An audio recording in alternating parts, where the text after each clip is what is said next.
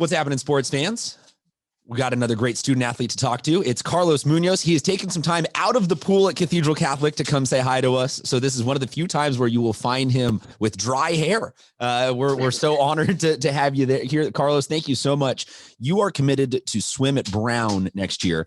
And I got a lot that I want to talk to you about because we've got Olympic trials in your near future and the swim season just ended and there's all sorts of fun stuff now, but let's talk about that decision.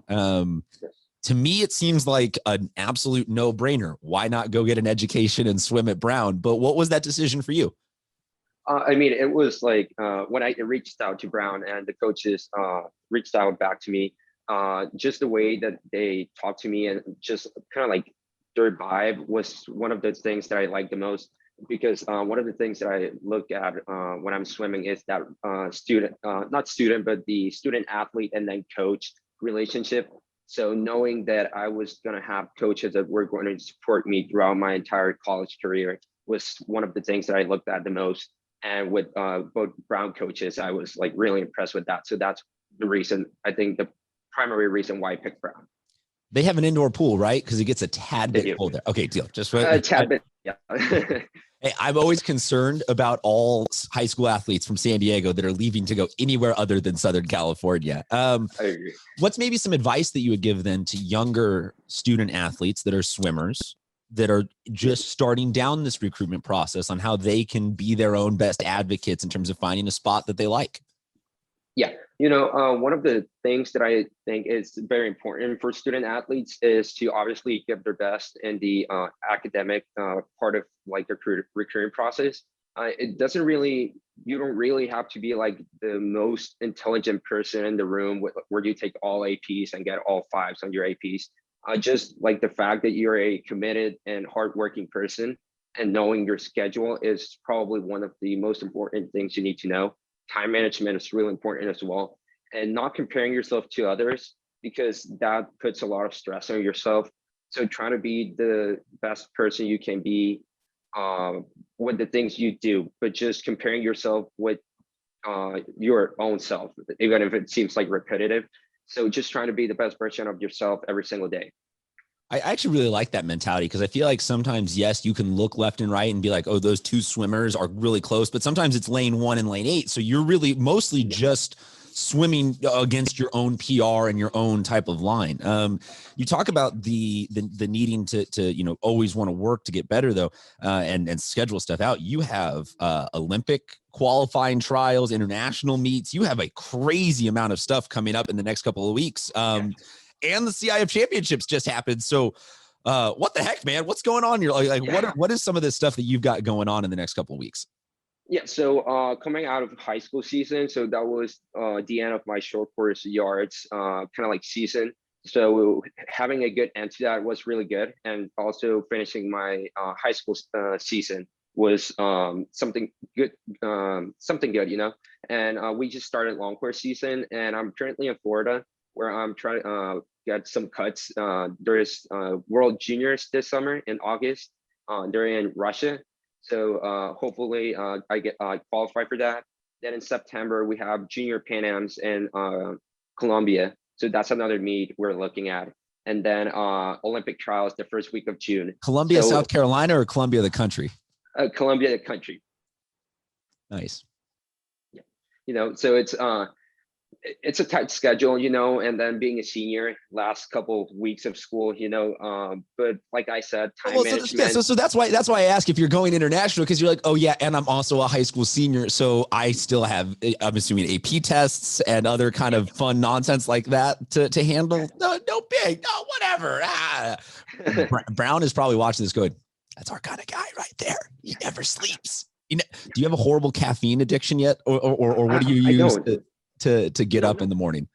Actually, I think it's just like pure motivation, just like, and also loving what I do, because I'm not a coffee guy, like I drink coffee because I like it rather than for like waking me up, and like, having to wake up sometimes at 4:30 in the morning or 3:30 in the morning just so I can get to practice on time. It's like, like you're in bed, you're cozy, warm, and it's like really cold outside, and then you're just like, what, like I want to do this because I love the sport. And then If you don't Yeah. mind, I'm going to clip that segment and I'm going to send it back to you in 4 years by the end of college. And we'll see if you've developed a crippling caffeine addiction for having to get up at 4 a.m. Yeah, I'll You're probably speaking, have one. you're speaking though, something that I feel like is one of the more underappreciated difficulties of a swimmer's life. And that is just availability of pool time. And you guys at Cathedral have a pool. So it is one of the nicer ones, but it's still multiple other teams. Like I know that Canyon Crest uses it and they're there at 4 a.m. practicing for water polo. And so I'm sure that yours getting up at 4:30 is not like an isolated thing. That's just a built-in part of the swimmer culture. And that feels awful. That feels like nobody gives you anything short of winning the Olympic medal. No one gives you enough appreciation for all the sacrifice that you have to do. What time do you go to bed at night? Oh, I'm actually, the latest I go is 10:30. I'm pretty good. Get up at 4 to swim? Yeah. Bro, to be young again, man. Oh my No, god. and like 10:30 is when like one of like the good days, there whenever I have like to study for tests and that, there was this I remember a couple months ago, we had morning practice. It was a Thursday and we had Friday morning practice at 5:15. So I had to wake up at 3:30. That same day I had like 3 tests.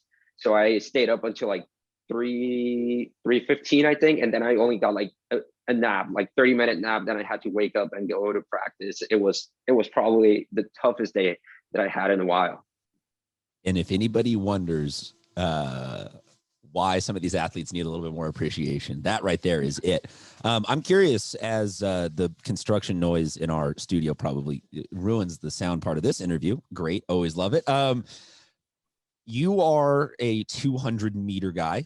Is your official what you are trying to do in college, the freestyle and the backstroke, correct? Yep, that's right. I'm curious how swimmers settle on distances, because it seems to me kind of like a parallel of track. Like your sprinters are one culture and your distance runners are another culture. And there's those people that kind of get maybe dragged in to do the 400 because they're not quite one or the other. How did you settle at 200 meters? Yeah, so when I was younger, my coach encouraged a lot of like going around experimenting multiple events. And then so I would swim pretty much every single event when I was like 10, 11, 12, just so I could get to know my own body. And I got to the age of like 15, 16 when I was like a little bit older and I didn't have that much energy like when I was younger. And it was like, okay, I got to like settle down and like really think through where in which areas I can do the best at. And I was like sprinting, not really. Like I can sprint, but not as good as like other people. And then distance, I'm like, I can do it, but I'm not able to sustain that, like a speed for long periods of time. And then I'm also like, I don't really enjoy swimming like back and forth for like 15, 20 minutes, And so the 200 seemed kind of like the perfect fit for me, where there was a little bit of sprint, but also a need of endurance to close your race at the end. Well, so has there been a 1600 or something like a 3200 that you've been dragged into just out of the team needed to get some points? So you're like, yeah, definitely. Okay, so you have ruled it out through experience.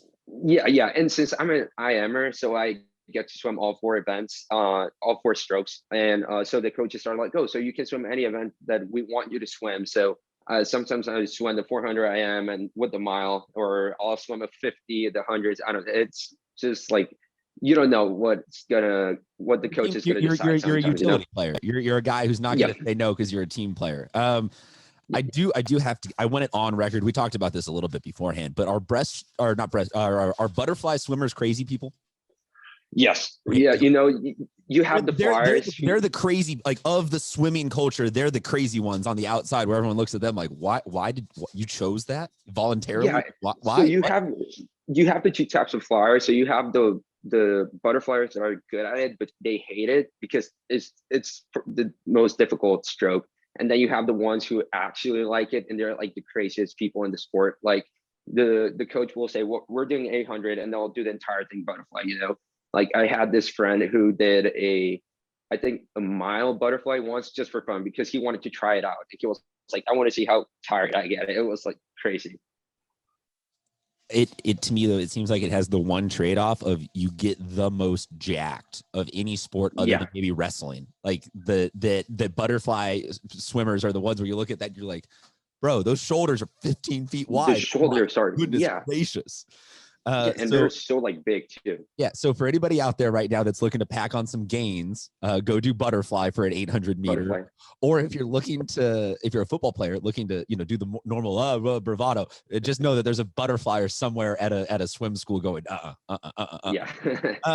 So, I mean, we could stand. I honestly, I could just sit here and talk with you. I feel like forever about the crazy amount of stuff that we got going on, but I don't want to take up a bunch of your time. Like you said, you have to go international to Russia and Colombia and do all sorts of great stuff. So I'll say thank you so much for spending a little bit of your time with us. And I do want to close out because you guys being classes of 20, 21, 22 have had a really unique run of high school compared to anybody else in history. So what do you think maybe the last year has taught you that you're going to miss the most about high school? Or what are some memories that you really cherish? Or just kind of what is the closing out of your junior and senior year of been of high school? I know that's a really wide ranging loaded question, but I just like to end on a note of just like, what do you now appreciate maybe more about high school than you thought you did before? That's a good question.